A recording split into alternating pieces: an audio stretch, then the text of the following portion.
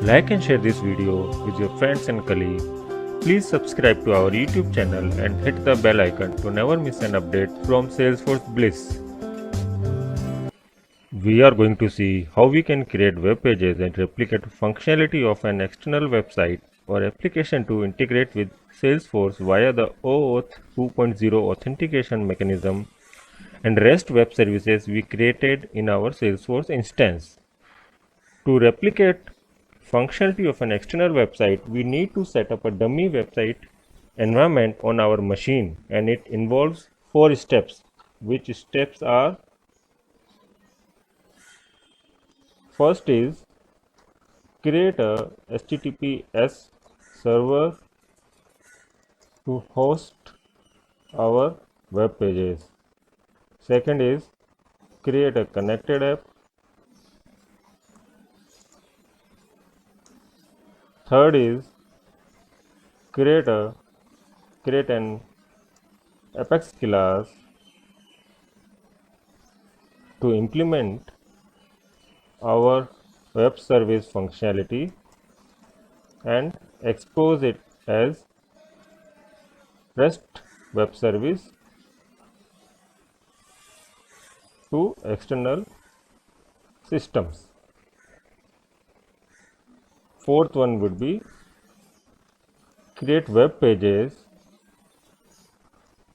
which would replicate UI and functionality of the external website which we are going to test. Mechanism. First is hit the Salesforce endpoint URL to fetch access token or authorization code on the basis of credential or the connected app details. Second is use this access token to send record creation request or query request to Salesforce.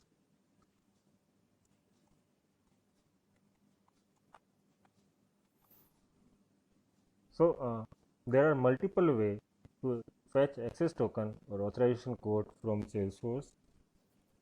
Few of them are username password flow.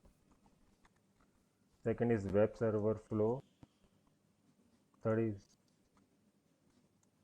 SAML assertion flow, and fourth is JWT assertion flow.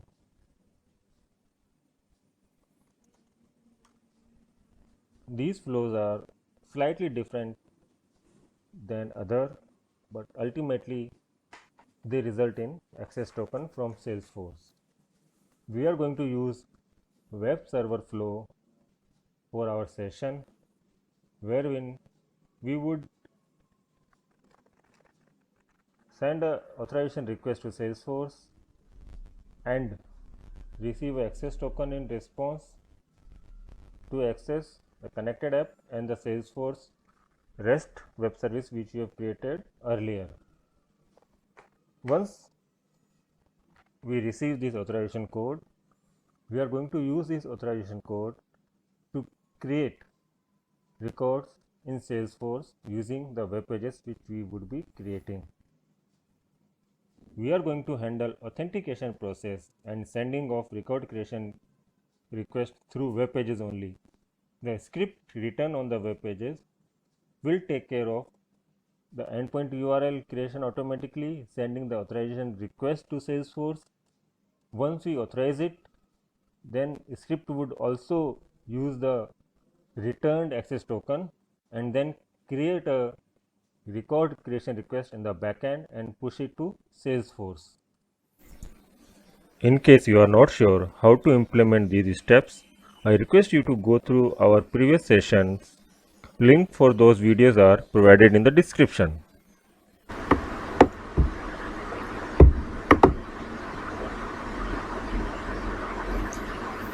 Before we start creating web pages to access our Salesforce through our machine and to test our web service, let us first start our HTTPS server on which we are going to host these web pages.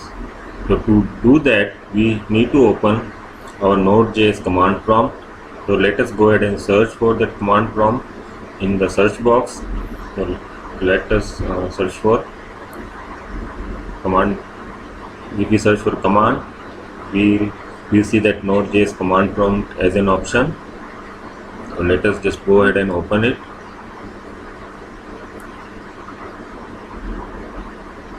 Alright. So once we open it, we need to navigate to the folder in which we are going to be storing these web pages file. I am storing it in my web2sf folder. So let me navigate to that folder. Once I am in that folder, I will be starting my HTTPS server. So command to do that is http-server space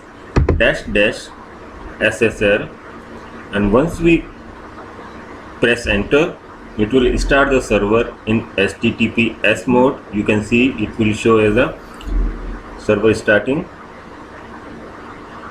as HTTPS. It will also list out all the IP addresses through which we or any other system can access this web server. So if we just want to verify it, let me just type it 192.168.0.103:8080. Oh, I think I misspelled. Okay, let me try that again.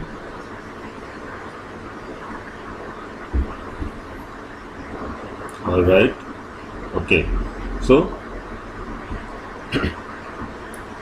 we can see that all our web pages are available on this web server. We can access it. So just to verify, let me open this home page and see whether it opens correctly or not. Right, it is opening correctly. Okay, so now we can move ahead with creation of our web pages. So before even creating web pages,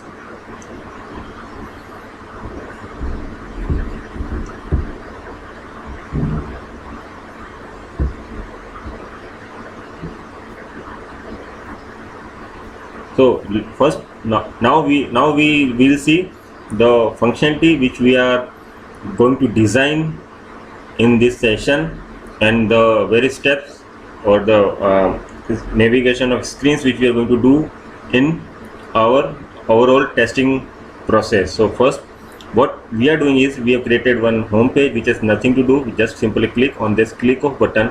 We are opening a landing page. So what this landing page does is, in the backend, it initiates a connection with Salesforce using the credential for connected app. The connected app which we have created in our Salesforce organization for the sole purpose of integrating with external system. So landing page will initiate that authorization request with Salesforce. Salesforce will revert with access token once it authorized. So using at the same time, it will also redirect us to a new page on which they are going to be capturing all those attributes which are required for case creation in Salesforce. Now in this process, landing page will not be visible to us. It will simply act as an intermediate page just for the purpose of interacting with authenticating and authorizing with Salesforce. So once we are on data capture page for new case creation, and when we capture all the required field for that, on click of a submit button, the script behind the page will use all these fields, and it will create a payload in JSON format, and it will use the access token which we have received in earlier step and push this payload to Salesforce through record creation endpoint URL, which will in turn invoke the REST web service which we had created, and Salesforce will execute that web service, and it will return with the response to us, which we will then process and show it on the screen, and this is where our process will end. So if we just see the home page over here, it has nothing special on return. It simply has a URL to navigate to landing page The URL is in format of IP address of our HTTPS server and the name of the page.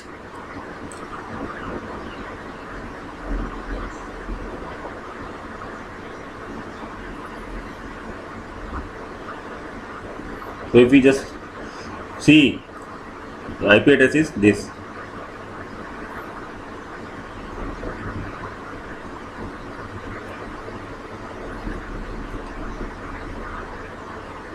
So we just see Newcastle landing page. What is it there in this page? In this page, I am using a library called JS Force. Now this library is created for the purpose of using JavaScript to interact or to integrate with Salesforce. So if you want to have more information about this library, you can go to the website jsforce.github.io/start.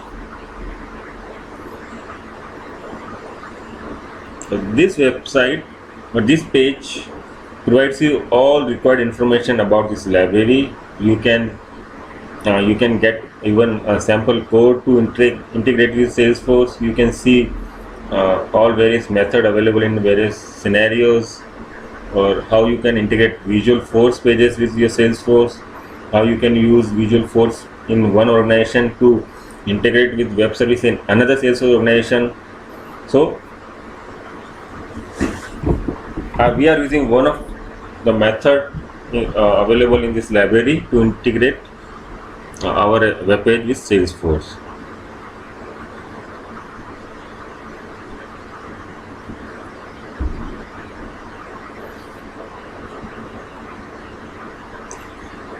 So this is the method which we are using, jsforce.browser.inet. The client ID which we are going to be using is the client ID which we have copied from connected app which we have created for the purpose of our integration, and we will be posting our request to login.salesforce.com because we are integrating with Salesforce developer or production environment. If we want to integrate with Sandbox, then the IP address or login URL would be https test.salesforce.com. The method is going to be post because we are creating a record, not querying it. In case if we are querying, it should be get. Now that redirect URL, you notice it is provided as in the format of again our HTTPS server IP, because I want to be redirected to the one of the page which I am holding it or hosting it on my web server. It must match with the redirect URL which is defined in my connected app. So okay, so now let us see how it works till this step before we move ahead for record creation. Newcastle REST HTML page will be used for record creation in Salesforce. Alright, so I hope it is clear till this step. So now we will see how it works.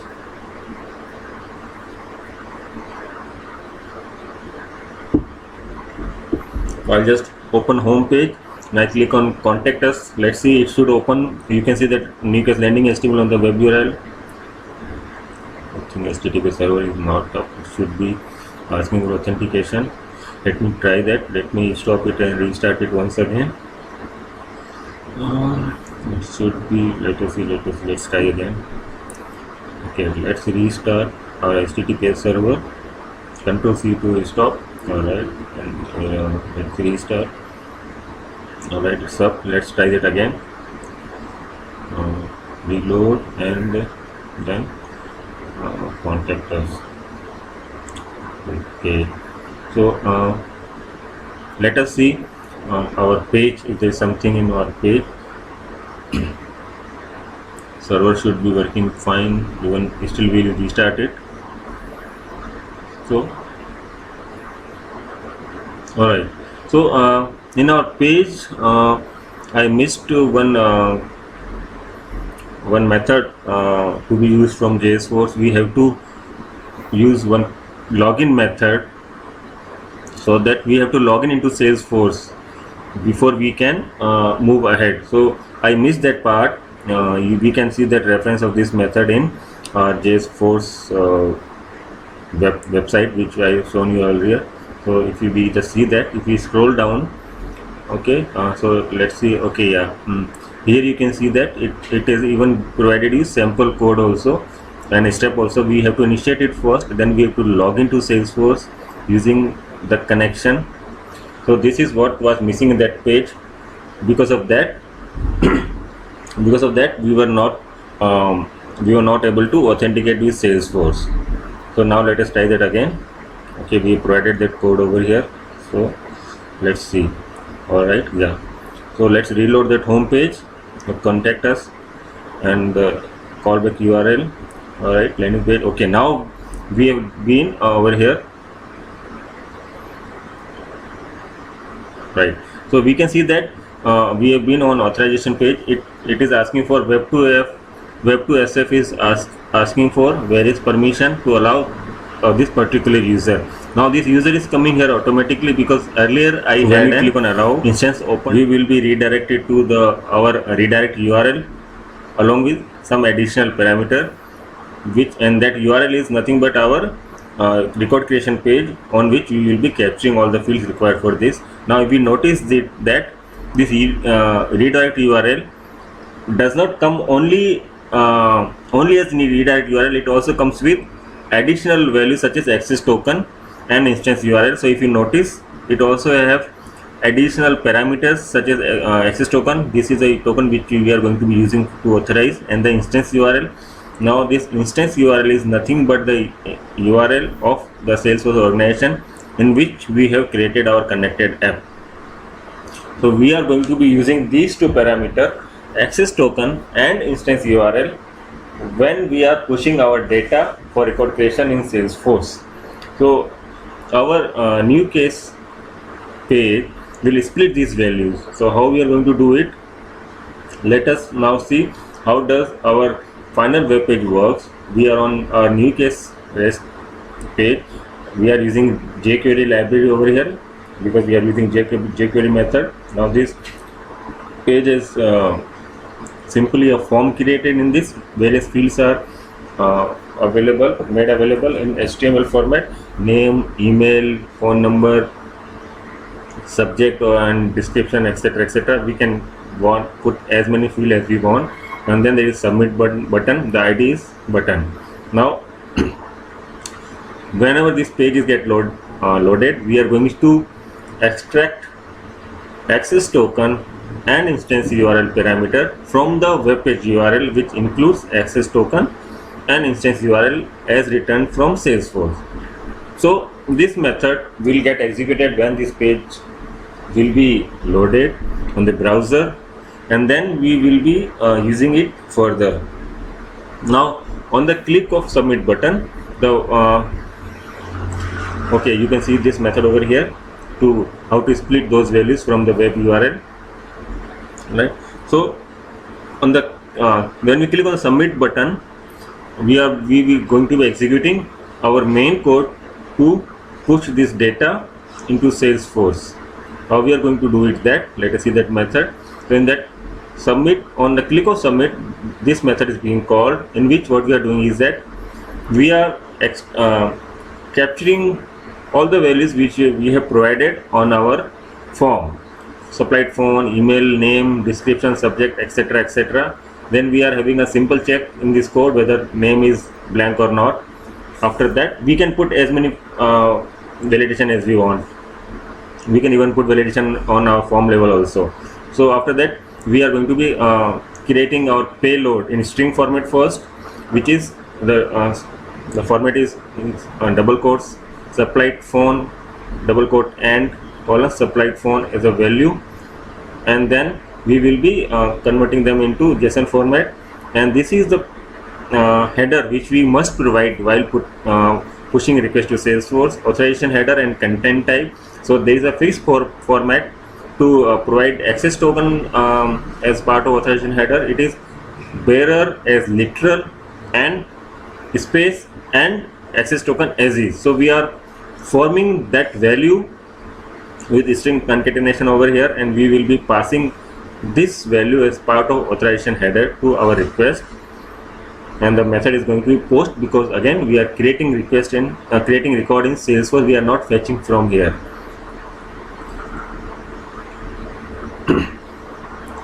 I'm going to be providing reference to this code in my description also. You can refer to that.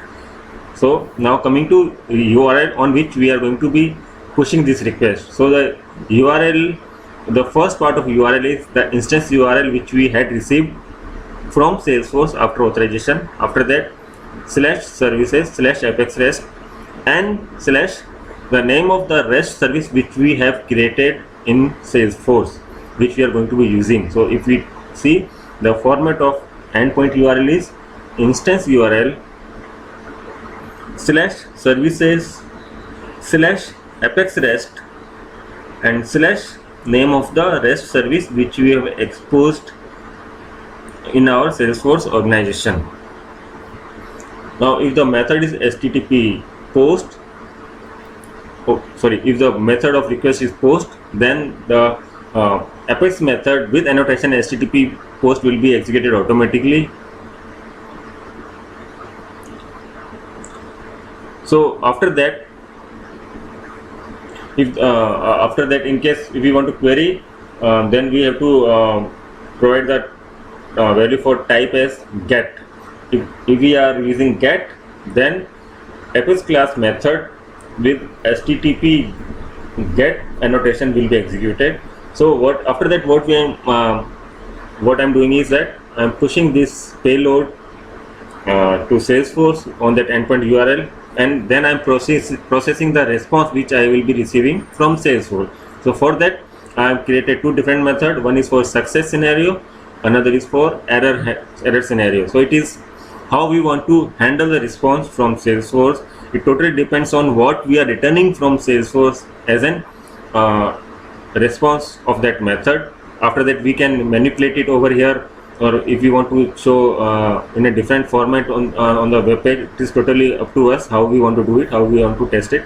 So one is for success scenario, wherein we are showing as success, your case has been created and this is the ID, and another one is for error scenario, wherein we are showing as there is some problem in case creation, please contact administrator. So this is because this is just a sample web page. Also it is we are just using this value. We are using simply one single value being returned from Salesforce, and we are just handling it very normally. So in a nutshell, it is totally up to us how we want to handle it, how we want to handle the success response, how we want to handle the error response. This totally up to us how we design, or how the existing web external website is deciding. If we want to replicate exact functionality of external website, we can design our web pages accordingly. So now let us see how we are going to create record in Salesforce. Let us start from scratch. Let us see end to end. So we'll click on contact us. It will be redirecting. It will be sending authorization request to Salesforce. It will be asking for our authorization. Now, because as I said, I had already logged in with the user, so it is username is already coming. So in case if I want to try different user, I will have to click on not you. So if I click on not you, it will take me to a page where I can enter a different username, ID and password. So if I'm there, I can, so whatever user ID, password I want to access Salesforce with, I will provide that. Then again I will be going to the same page for allowing or disallowing the connected app access. So if I click on allow, it will query for authorization, it will request for authorization, it will receive the access token, and then it will redirect me to new case creation page. Now in this page we are going to create a record. Let me enter the username as in, let's say Judith C, and then email address. Let us provide dummy data for the purpose of testing. Email address and then phone number, and let us select what value we should select. Complaint for our case subject, and then let us provide a dummy description or just a test description. Okay, so let us select complaint as a case subject and let us enter REST API demo. If I click on submit button, Salesforce will send a request to this web page will send a request to Salesforce for record creation, and the Salesforce will return as a case ID, and we are showing in this format on the web page. When we click on this page, we will be redirected to case screen in the Salesforce. So okay, so this is the case which we just created. Let us verify the value has come correctly or not. Web email, name, phone, and the type of complaint, subject, and the description. Let us see. Yeah, exact same value. So this is how we can set up our testing environment for the web service which we have created. So it is you can see once it is set up, you can create different web pages according to different web services which you are going to create, or you can also define the navigation of these screens to match as much as possible with your external website, so that you have almost real time scenario of your functionality, and you can capture the error as earliest as possible, even before going to production. So this step also used so many steps. For example, REST API or REST class creation, HTTPS server creation, web pages creation, connected app creation. So if you are not sure how to do any of these steps, you can go through our description section and refer to our earlier session in which we have described these processes in detail, and then you can build your skin on your own. You can even build your own new functionality as per your need or just for learning process. Like and share this video with your friends and colleagues. Please subscribe to our YouTube channel and hit the bell icon to never miss an update from Salesforce Bliss.